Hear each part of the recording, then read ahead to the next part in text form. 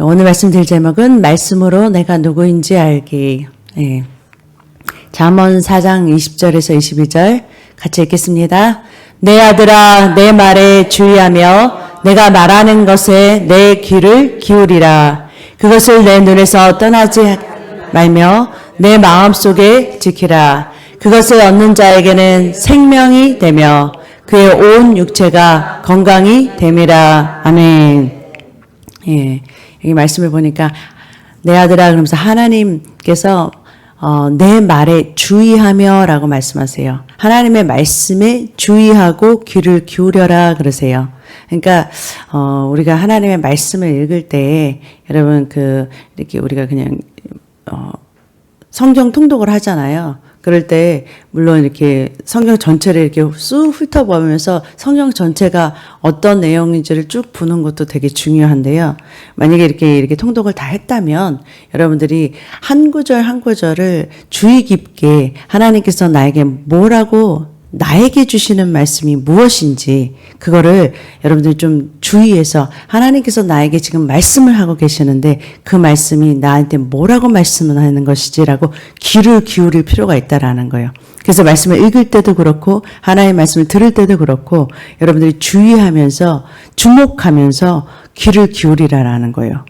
그래서 하나님 말씀을 들으려고 해야 된다라는 거예요. 어떤 말씀을 나에게 주시려고 하는지를 주의 깊게 듣다 보면 하나님 말씀이 들려지고 그것이 바로 묵상이에요. 하나님 말씀을 묵상한다는 것은 여러분들이 주목하면서 하나님의 말씀을 듣고 보고 읽는 거예요. 그것을 갖다가 묵상이라 그러거든요. 그렇게 하나님에게 하나님의 말씀에 주목하고 귀를 기울여라 그렇게 말씀하시는 거예요. 그래서 이거는 한 번 들었다고 해서 그렇게 되는 건 아니에요. 하나님의 말씀을 묵상하라는 것은 시편에 복 있는 사람은 여호와의 율법을 즐거워하여 그 율법을 주야로 묵상하는 자다 그랬잖아요. 그를 하나님의 말씀을 한 번 읽고 끝내는 게 아니라 곱씹고 곱씹는 거예요. 그 말씀을 내게 주신 그 말씀을 계속 생각하는 거예요. 묵상하는 거예요. 생각하고 읊조리면서 자꾸 읽으면 그를 계속 곱씹는다라는 거예요. 여러분 곱씹는다는 거 뭔지 알죠? 여러분 곱씹는 거 하나님 말씀을 곱씹는다라는 거는 여러분 좀 어렵다고 생각할 수 있어요. 그런데 여러분 걱정 같은 거 할 때 여러분 그냥 계속 걱정을 계속 생각하고 또 생각하는 거 그거는요 곱씹는 거예요.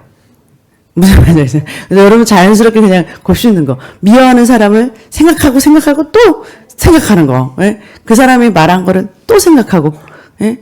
껌 씹듯이요. 계속 생각하는 거예요. 잊어버리지도 않는 거예요. 어떤 분들은 그래요. 어떤 미워하는 사람이 말한 것을 1년 전에 말했는데 아니면 10년 전에 말했는데 안 잊어버려. 굉장히 곱씹은 거예요. 그건. 굉장히 곱씹었기 때문에 아예 그냥 나한테 박혀버린 거예요. 그리고 그 사람의 이미지가 그렇게 딱 바뀌었어. 그거 왜 그러냐? 곱씹어서 그래요. 곱씹었다는 거예요, 내가. 그게 묵상이에요. 곱씹었기 때문에 내 안에 아예 팍 박힌 거예요. 그런 것처럼, 여러분 걱정이나 근심이나 염려나 아니면은 미워하는 거나 이런 것들은요, 그냥 여러분들이, 노력 안 해도 저절로 그냥 곱씹어지는 거예요. 그런데 이 하나님의 말씀은 여러분이 노력해야지만 곱씹어져요. 그래서 하나님의 말씀을 하나 붙든다 그러면 그냥 흘려듣지 말고 곱씹어라라는 거예요. 책임질하라라는 거예요. 그러는 것이 묵상이다라는 거예요.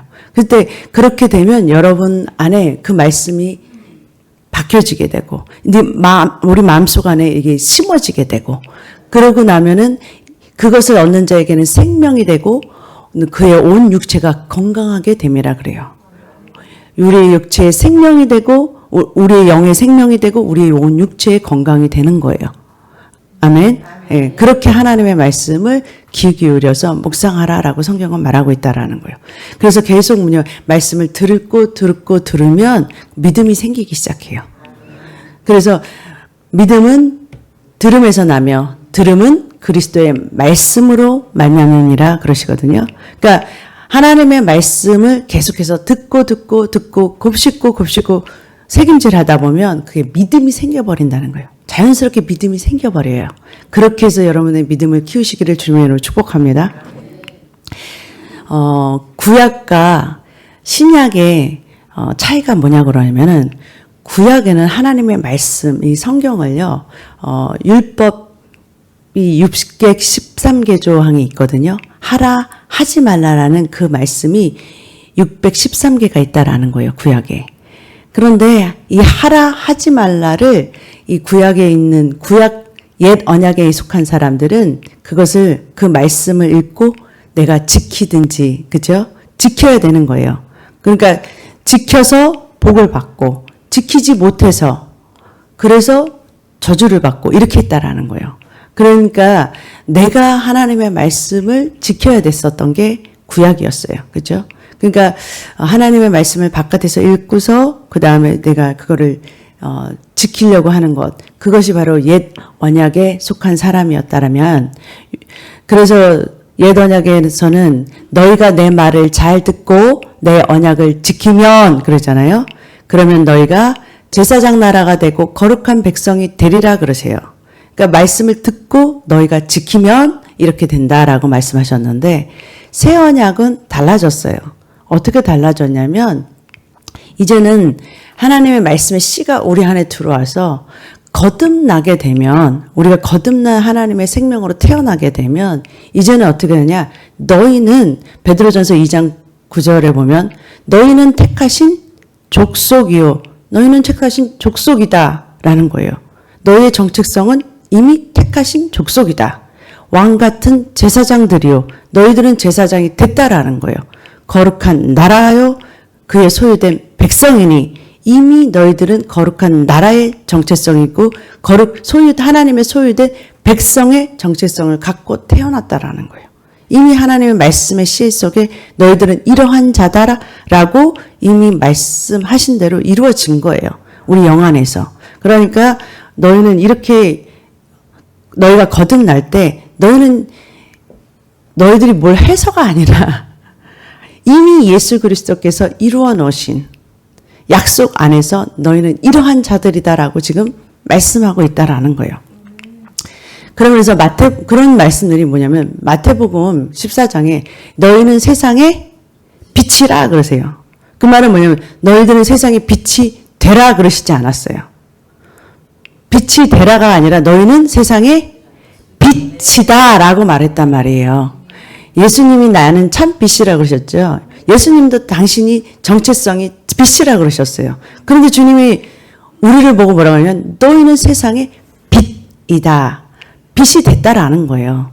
빛이라는 정체성을 가지고 있다라는 거예요. 이미 우리는 예수 그리스도 안에서 거듭날 때, 새로 하나님의 자녀로 태어날 때 너희들은 빛이라는 정체성을 가지고 태어났다라는 거예요.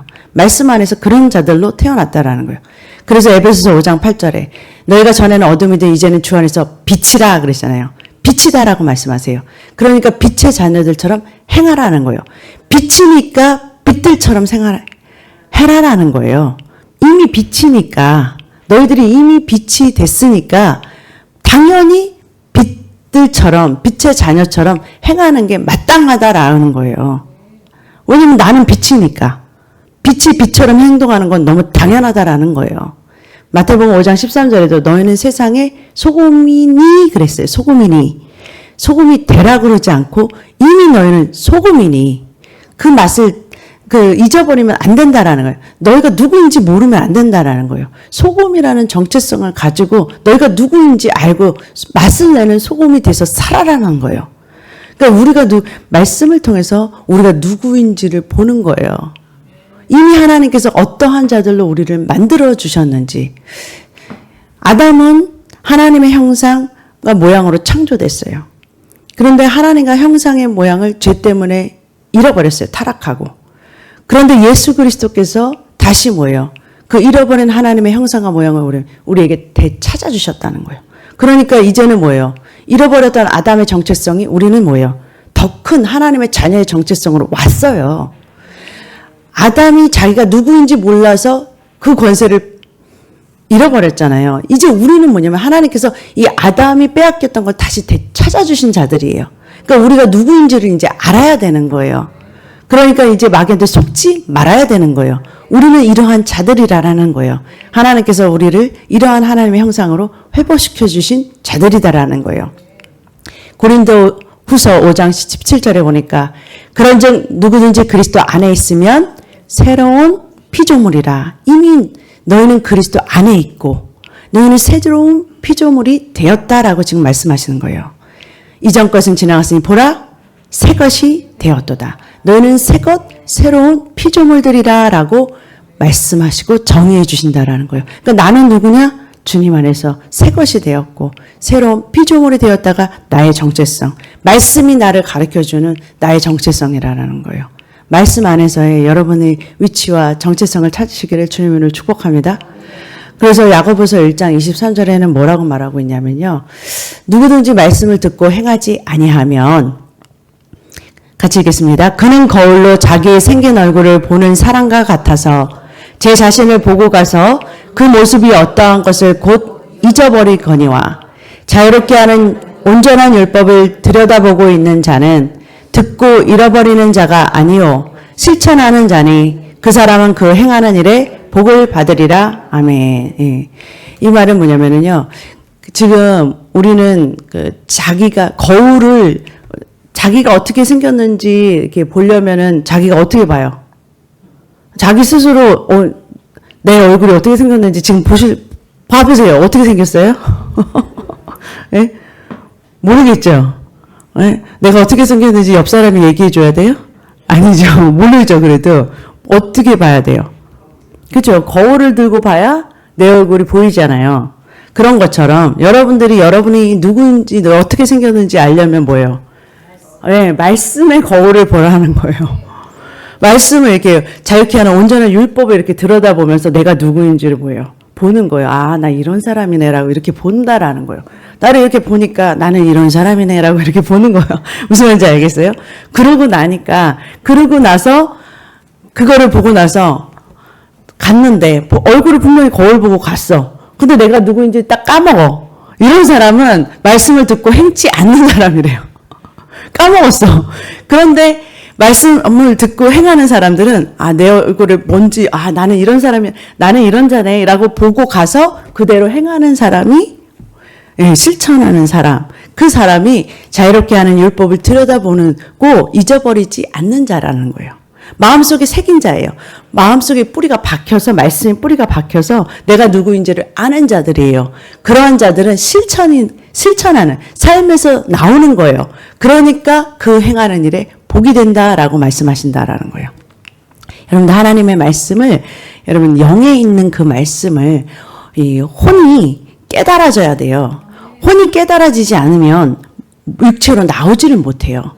왜냐하면 우리는 이 영혼 몸을 가지고 있는데 물질적인 세계에 나타나기 위해서는 이 혼이라는 것을 반드시 통과해야 되는데 영이 혼을 통과해서 우리의 생각과 감정과 의지적인 부분을 통과해서 나타나야 되는데 그 부분이 하나님의 말씀을 이해하지 못하면 영의 말씀을 통과시키지를 못해요.